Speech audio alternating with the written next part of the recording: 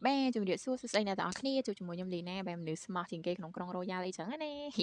ចឹងថ្ងៃនេះខ្ញុំមកបង្រៀនគ្នាយើងពីការងារថ្មីហើយការងារហ្នឹងរកលុយបានច្រើនដែរគាត់ថាវាអាចកំណត់នីតិរៀងយូរចឹងណាហើយគ្នាយើងដែលអត់បាន follow subscribe channel YouTube របស់ខ្ញុំអីក៏ភ្លេចជួយ subscribe ម្នាក់មួយទុកជាកម្លាំងចិត្តឲ្យខ្ញុំផងអូខេអញ្ចឹងថ្ងៃនេះខ្ញុំមក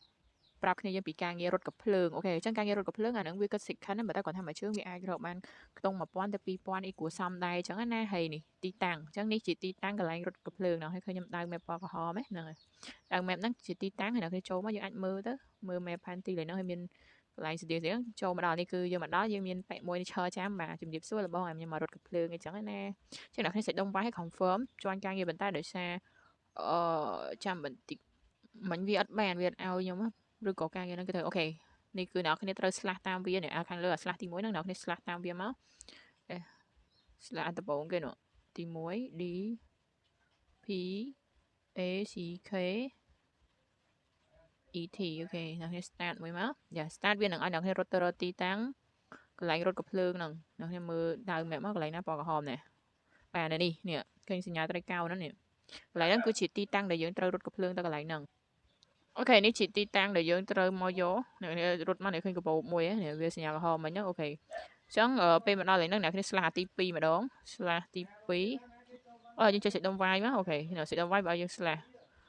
S AMU G C P អូខេអ្នកគ្នា start ណាចឹងវាឲ្យយើងយកការងារហ្នឹងមកដាក់នេះកន្លែងត្រីកោនេះនេះត្រីកោទី3ហ្នឹងវាទាំងអស់យើងរត់ទៅបើការងារមកកន្លែងយកកន្លែងទីតាំងកាបូបហើយបន្តគ្នារត់ទៅ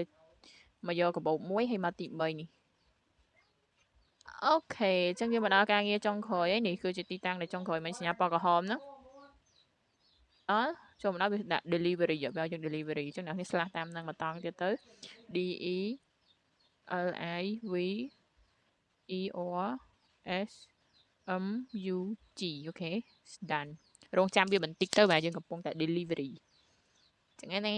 មែនធ្វើការងារលោកភ្លើងអូខេ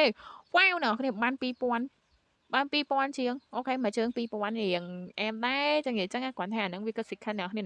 វាដាក់60មីនិតទៀតទៅយើងអាចទៅធ្វើការងារនៅមួយកន្លែងទៀតអាហ្នឹងដូចជាវាអាចធ្វើបាន3លើកអាហ្នឹង